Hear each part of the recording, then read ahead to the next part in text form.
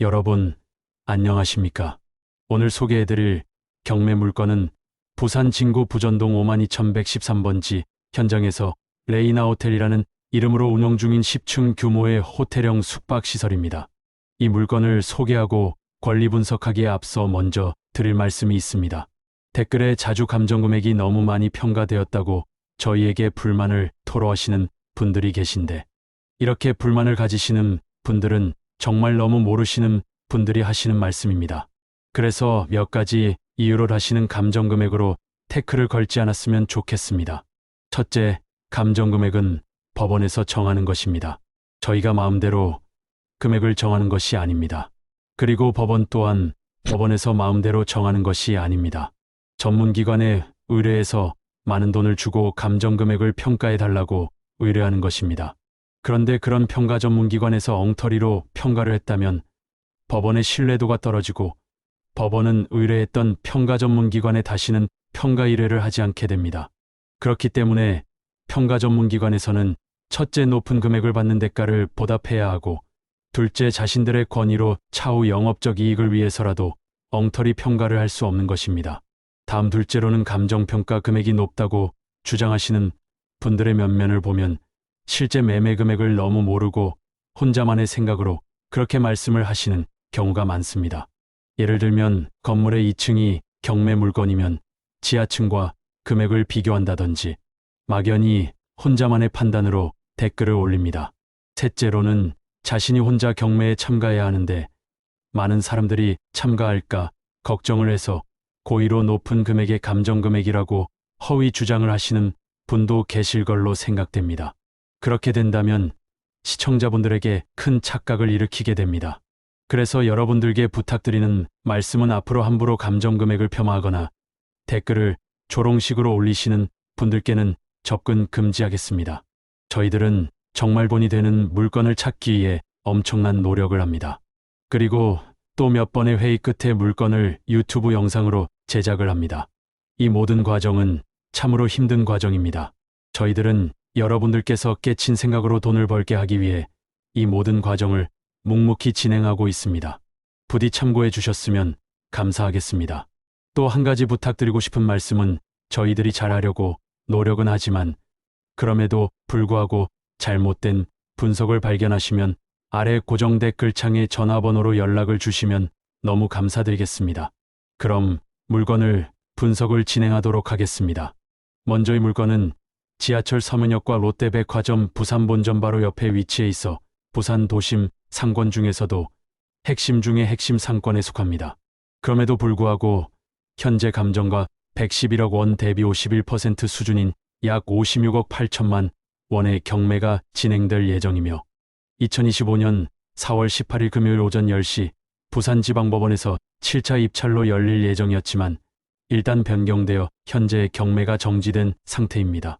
그럼 왜 경매가 정지된 상태인지 궁금해 하실 겁니다. 이 물건은 이전에도 몇 차례의 변경을 타서 경매가 지연된 적이 있는데 그때는 세입자의 요청에 의해서 변경이 되었습니다. 하지만 지금은 채권자가 변경을 요청하였습니다. 그 사유에 대해서는 저희들도 알 수는 없습니다. 하여 언제 다시 경매가 진행될지는 정확히 모르지만 아마도 곧 진행을 될 것으로 예상되어 이 영상을 만들게 되었습니다. 그럼 이해가 되셨다면 계속 진행하겠습니다. 여러분, 현재 감정가 111억 원 금액적으로 볼 때 엄청 큰 금액입니다.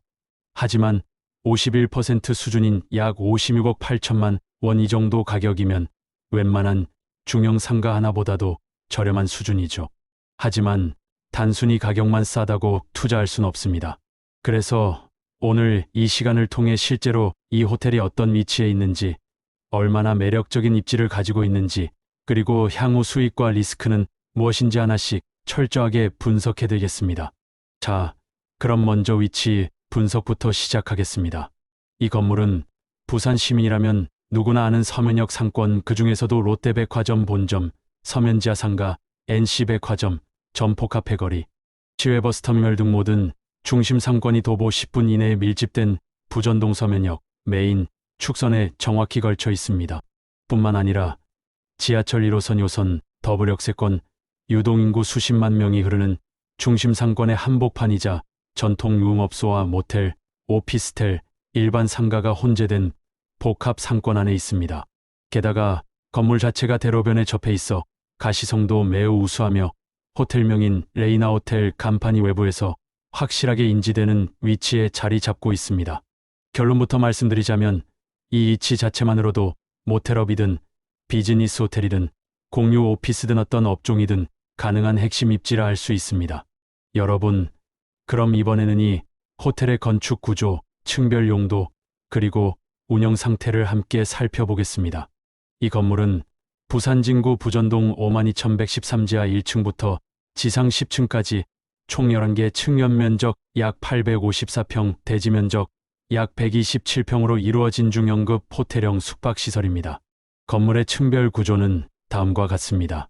지하 1층 기계실 및 설비 공간, 지상 1층 안내데스크, 엘리베이터 홀, 차량 진입 공간, 2층 객실, 3실 직원 숙소 2실, 3층부터 10층까지 각 층당 약 5개의 객실로 구성되어 있으며 총 약 40실 이상의 숙박용 객실이 배치되어 있습니다. 엘리베이터는 1기이며 각 층 객실 복도는 넓고 구조가 깔끔하게 정리되어 있어 숙박 이용객의 동선에도 불편함이 없는 구조입니다. 여기서 중요한 점은 현재까지도 레이나 호텔이라는 이름으로 실질 영업이 이루어지고 있다는 사실입니다. 즉, 비어있는 폐건물이 아닌 현재 운영 중인 숙박시설로 이미 리모델링과 객실 인테리어가 완료된 상태이며 외관 역시 노후화가 거의 없는 깔끔한 흰색 메탈 재질로 마감되어 있습니다. 특히 건물 정면 상단에 부착된 레이나 호텔 간판은 대로변에서 시인성이 뛰어나 주차, 진입 동선도 좋고 외부에서 즉시 인지 가능한 상업적 장점이 있습니다. 여기서 많은 분들이 궁금해하십니다. 지금도 호텔 운영 중인데 왜 경매로 나왔을까? 라는 부분이죠. 결론부터 말씀드리면 이 물건은 운영 부실이나 수요 부족으로 인한 폐업형 경매가 아니라 소유자의 금융 채무 또는 부채 문제로 인해 채권자에 의해 경매가 진행된 사례입니다. 즉, 건물 자체의 수익성이나 수요에는 문제가 없으며 경매 이유는 운영 능력 또는 채무 문제에 있습니다. 이런 유형의 경매 물건은 내부 상태가 양호하고 명도 이슈가 적고 곧바로 수익화할 수 있는 장점이 크기 때문에 많은 투자자들이 선호하는 유형이기도 합니다. 그렇다면 이 호텔이 실제로 얼마만큼의 수익을 낼 수 있고 직영으로 운영할 것인지, 임대를 줄 것인지, 혹은 향후 매각으로 수익을 실현할 수 있을지 다음 단계에서 수익 시뮬레이션과 전략을 구체적으로 살펴보겠습니다. 여러분, 지금부터는 이 호텔 건물의 권리관계, 즉 내가 이 물건을 낙찰받으면 혹시 불이익을 떠안게 되는 건 아닐까에 대해 하나하나 정확히 분석해드리겠습니다. 말소기준 권리를 확인해 보겠습니다. 이 건물의 말소기준 권리는 2022년 3월 8일 서부산농협이 설정한 근저당권입니다. 채권 최고액은 약 78억 원 규모이며 이 권리가 가장 먼저 설정된 담보권입니다. 이 말소기준 권리보다 뒤에 설정된 모든 권리는 경매가 진행되면 법적으로 모두 소멸하게 됩니다. 그 이후 설정된 권리들을 알아보겠습니다. 이후에는 다음과 같은 권리들이 순차적으로 설정되어 있습니다. 2022년 이후 추가 근저당권, 2023년부터 순차적으로 가압류, 압류, 강제 경매의 개시 결정, 채권자 농협중앙회, 하나캐피탈, 한국자산관리공사, 부산시 등 다수, 총 채권금액 약 139억 원에 달함. 그러나 이 모든 권리들은 말소기준 권리인 2022년 3월 8일 근저당권 이후에 설정된 권리이므로 모두 소멸되며 낙찰자에게 인수되는 권리는 없습니다. 임차인 존재 여부에 대해서 알아보겠습니다. 현재 이 호텔에는 허씨라는 임차인이 존재하며 건물 전체를 임대차 계약으로 사용 중인 것으로 등재되어 있습니다. 하지만 중요한 사실이 있습니다. 전입일 2023년 9월 15일 확정일자 없음, 보증금 1억 원, 월세 2,500만 원, 실제 운영 명예 레이나 호텔. 여기서 판단해야 할 핵심은 이 임차인이 대항력과 우선 변제권을 가질 수 있는 조건을 충족하는가입니다. 결론부터 말씀드리면 대항력도 없고 우선 변제권도 없습니다. 왜 대항력이 없는가? 주택이 아닌 상가 숙박 시설의 경우 사업자 등록을 하고 점유 중이며 임대차 계약을 체결한 후 확정일자까지 받은 경우에만 대항력 또는 우선 변제권이 발생합니다. 하지만 허임차인의 경우 확정일자 없음 등기 부상 점유는 있지만 실체 불분명 즉 법적으로는 보호받는 임차인이 아닙니다.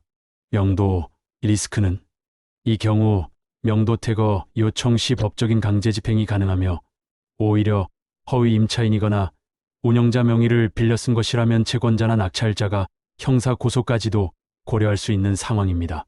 즉 실질적으로 명도에 대한 리스크는 거의 없고 낙찰자 입장에서는 매우 안전하게 인수할 수 있는 물건입니다. 정리하자면 말소기 중권리 이후의 권리들은 모두 소멸되고 임차인도 대항력 및 우선 변제권이 없어 인수 위험이 없으며 실점유자에 대한 명도도 충분히 법적 처리 가능. 점유자, 즉 세입자에게는 안타까운 일이지만 낙찰자는 깨끗한 권리 상태로 소유권 이전을 받을 수 있는 매우 안전한 물건입니다. 여러분, 그렇다면 이번에는 이 호텔을 내가 직접 운영한다면 실제로 얼마나 벌 수 있을까 숫자로 직접 계산해 보겠습니다. 이 호텔은 총 40실로 구성되어 있는데 그중 하루 평균 60%인 24실만 운영된다고 가정하겠습니다. 물론 이것은 주간에 대시를 한다든지 하는 것은 모두 빼겠습니다. 모텔의 위치 특성상 주간 대실이 상당할 것으로 사료되나 일단 여기에서는 빼도록 하겠습니다. 객실 1실당 숙박료는 7만 원으로 보수적으로 잡고 하루 24실, 한 달 30일 기준으로 계산하면 월 매출은 약 5,040만 원 수준입니다. 그렇다면 운영비는 얼마나 들어갈까요? 우선 프런트 직원 1명, 청소 인력 2명 총 3명의 인건비를 합쳐서 약 600만 원, 여기에 광열비, 세탁비, 어메니티 등 소모품비 그리고 온라인 광고나 홍보비용까지 포함해서 400만 원, 마지막으로 플랫폼 수수료까지 포함해 약 100만 원 정도로 보겠습니다. 즉 전체 운영비는 월 1,100만 원 수준으로 추산됩니다. 이제 자본 비용입니다. 이 호텔을 낙찰받고 취득세까지 포함하면 투자금은 약 60억 원 정도로 예상되며 이 금액에 대해 연 4%의 자본 비용을 적용하면 월 이자는 약 2천만 원입니다.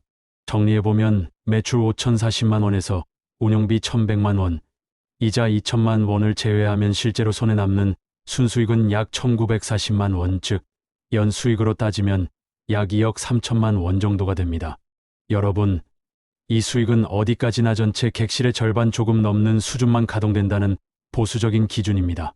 만약 서면이라는 입지 특성과 광고 효율을 잘 활용해서 가동률이 70%, 80%까지 올라간다면 순수익은 월 3천만 원 이상도 충분히 가능합니다. 결국 이 호텔은 입지, 시설 상태, 운영 효율만 잘 갖추어진다면 단순 수익형 부동산이 아닌 현금 창출형 고수익 자산으로 충분한 가능성이 있는 물건입니다. 여러분, 이번에는 이 호텔을 직접 운영하지 않고 전체를 제3자에게 임대해 고정 수익을 받는 방법을 살펴보겠습니다. 사실 많은 분들이 이렇게 질문하십니다. 이런 호텔을 내가 직접 돌리지 않고 그냥 빌려주면 한 달에 얼마를 받을 수 있나요? 결론부터 말씀드리면 현재 이 호텔은 실제로 통임대 상태로 운영 중이며 보증금 1억 원에 월세는 무려 2,500만 원에 계약된 것으로 확인됩니다. 이는 단순한 추정이 아니라 실제 법원에 제출된 임대차 계약 현황에서 확인된 수치입니다. 그렇다면 이 조건으로 호텔을 임대해준다고 가정해 봅시다. 보증금 1억 원, 월 임대료 2,500만 원, 연 수익은 약 3억 원. 여기서 우리가 실제 투자한 금액은 약 60억 원 수준으로 가정했기 때문에 보증금을 제외한 순수 투자금은 59억 원이 됩니다. 이 59억 원에 대해 연 3억 원의 수익을 얻는다면 연 수익률은 약 5.08% 수준입니다. 여러분, 이 방식의 장점은 아주 명확합니다. 직원 고용이나 관리 스트레스가 없습니다. 객실 청소, 플랫폼 운영, 고객 응대 모두 임차인이 처리합니다. 나는 단지 건물주로서 매달 월세만 안정적으로 받으면 되는 구조입니다. 게다가 서면역 한복판이라는 입지적 경쟁력 덕분에 임차인 변경이 발생하더라도 재임대의 가능성도 매우 높습니다. 즉, 이 호텔은 직접 운영해도 수익성이 뛰어나고 통임대만 해도 고정적인 고수익을 얻을 수 있는 복합형 수익 모델이 가능한 부동산입니다. 여러분, 이번에는 마지막 전략입니다. 바로 2년 동안 이 호텔을 임대해 수익을 확보하고 그 후 시세 차익까지 실현하는 복합 수익 전략입니다. 지금 이 호텔의 감정가는 111억 원입니다. 하지만 현재 낙찰 가능한 가격은 약 57억 원 수준이며 취득세와 기타 비용을 모두 포함해도 총 투자금은 약 60억 원 정도로 예상됩니다.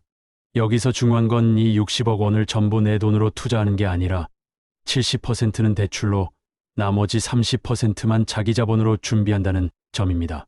즉, 대출 42억 원, 내 돈은 18억 원만 들어간다는 구조입니다. 자, 이렇게 낙찰받은 후이 호텔을 직접 운영하지 않고 제3자에게 통으로 임대한다고 가정해 보겠습니다. 이미 확인하신 대로 현재 이 호텔은 실제로 보증금 1억 원에 월세 2,500만 원의 임대가 가능하며 이미 그 조건으로 임차인이 운영 중입니다. 그렇다면 월세 수익은 2,500만 원, 2년 동안 받는 총 임대료 수익은 6억 원이 됩니다.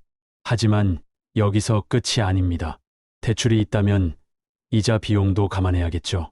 42억 원의 대출에 대해 연 4%의 이자율을 적용하면 1년 이자는 약 1억 6,800만 원, 2년 동안 총 이자 비용은 약 3억 3,600만 원입니다. 결과적으로 2년 동안 벌어들인 임대 수익 6억 원에서 이자, 비용 3억 3천만 원을 제하면 순수 임대 이익은 약 2억 6천만 원 정도 남습니다. 그리고 나서 이 호텔을 2년 뒤에 매각한다고 가정해 봅시다. 보수적으로 잡아도 100억 원에 매각하는 것이 가능하다고 판단됩니다. 이 경우 60억 원에 사서 100억 원에 파는 것이니 시세 차익은 무려 40억 원입니다. 여기서 또 중요한 차이가 발생합니다. 매각 주체가 개인이냐 법인이냐에 따라 내가 실제로 손에 쥐는 금액이 크게 달라지기 때문이죠. 먼저 개인 명의로 부여하다가 2년 뒤 매각한다면 양도세는 약 30% 수준으로 예상되고 세금 약 12억 원, 기타 비용 포함 약 13억 원이 공제됩니다. 그럼 순수하게 내 손에 들어오는 매각 수익은 약 27억 원 정도입니다. 반면 법인 명의로 보유한 경우 법인세는 고정세율 24.2%가 적용됩니다. 세금 약 9.7억 원, 기타 비용 포함해 약 11억 원이 공제되고 최종 순수익은 약 29억 원이 됩니다. 이제 전체 수익을 정리해 보겠습니다. 2년간 안정적인 임대 수익이 약 2억 6천만 원, 2년 뒤 매각 수익은 개인 27억, 법인 29억, 총 수익은 약 30억 원 수준입니다.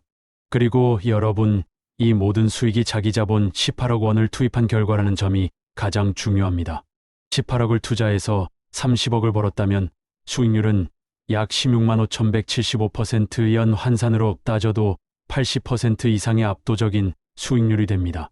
이 호텔 누군가는 단순히 싸게 나온 경매 물건이라 여기겠지만 진짜 투자자는 그 구조를 보고 움직입니다. 지금 낙찰받고 2년 동안 안정적으로 임대해 현금 흐름을 챙기고 그 후엔 세금 전략까지 활용해 고점에 매각하는 구조. 이건 한 번에 두 마리 토끼를 잡는 전략이자 자산을 불리는 방식이 아니라 자산을 기획하는 방식입니다. 오늘 이 물건이 마음에 드셨나요? 물론 큰 돈으로 시작해야 하기 때문에 일반적인 사람들은 무리가 있을 것입니다. 하지만 없다고 언제까지 없는 것은 아닙니다. 누구든지 용기를 가지고 뛰어든 사람, 그리고 실패했지만 또 도전하는 사람, 언젠가 아니 조만간 이런 물건에 도전하시게 될 것입니다. 혹시 어떤 물건을 갖고 싶으신 것이 있다면 연락 주시면 확인해 드리겠습니다. 구독은 절대 잊어서는 안 됩니다. 감사합니다.